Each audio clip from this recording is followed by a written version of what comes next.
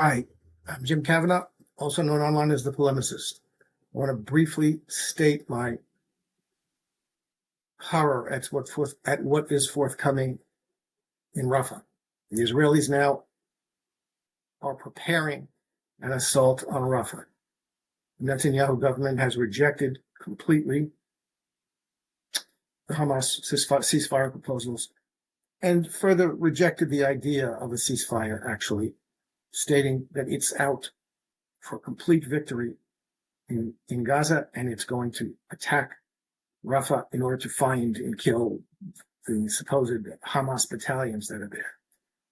As I've said many times before, and as any intellectually honest person knows, the purpose, the main objective of Israel in Gaza is not to defeat Hamas. It's a secondary purpose. They'd like to do that. But the main purpose is to kill and expel as many Arab Palestinians from Gaza as possible. That's what they have been doing. That's what they are doing. Nobody has stopped them from doing that. And they're intent on completing it. I saw a phrase the other day that I hadn't heard as a verb, and it's quite appropriate, that Israel has been cattle shooting Palestinians down from the north to the south of Gaza, and is going to now cattle shoot them into their execution, which is now an execution chamber, or they will cattle shoot them out of Gaza into Egypt.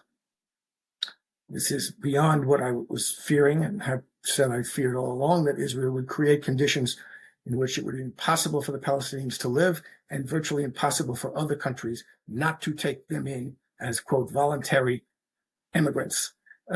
This is beyond that. This is the accelerated, forced expulsion of 1 million or so Gazans, at least, that we're on the verge of.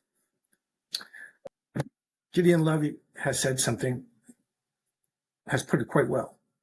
An Israeli incursion into Gaza will be an attack on the world's biggest displaced persons camp. It will drag the Israeli military into committing war crimes of a severity that even it has not yet committed.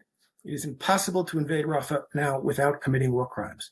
If the Israeli Defense Forces invade Rafah, the city will become a charnel house. Around 1.4 million displaced people are now in Rafah, sheltering in some cases under plastic bags that have been turned into tents.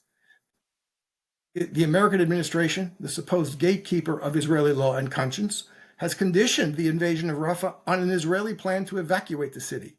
There is not and cannot be any such plan, even if Israel manages to come up with something. It is impossible to transport 1 million entirely destitute people, some of whom have been displaced 2 or 3 times already from one safe place to another. That always turns into a killing field. It's impossible to transport millions of people as if they were calves meant for shipment. Even calves cannot be transported with such cruelty. So that's Gideon Levy. He's exactly right, and everybody knows it.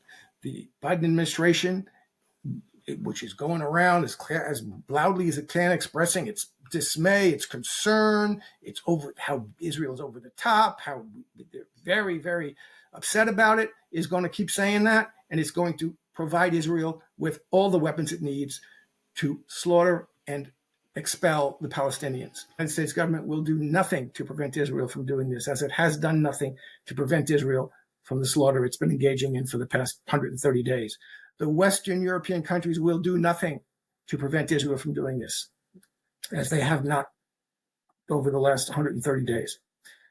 This will only end if some other power, some military force, intervenes to stop Israel from attacking Rafah.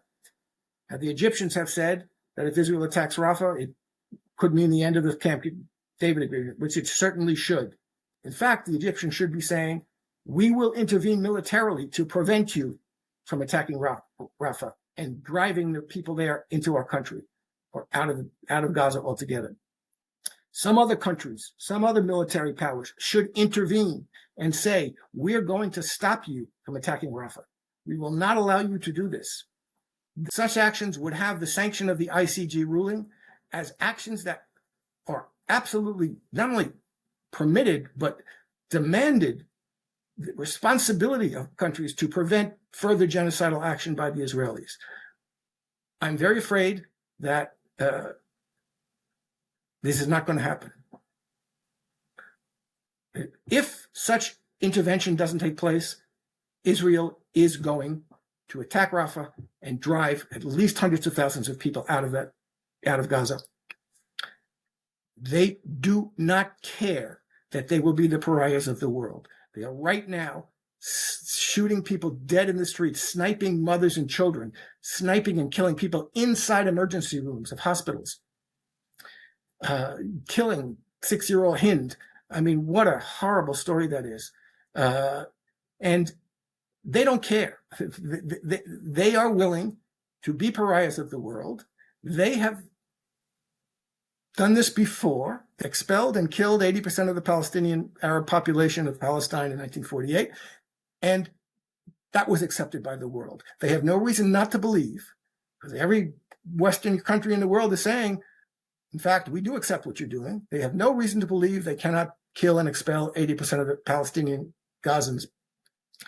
And at the end of the day, it will be accepted by the world. If some country or countries don't step in militarily to prevent this from happening, it will.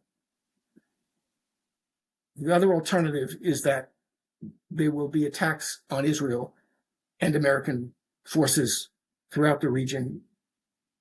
Iran will feel the need to step in directly.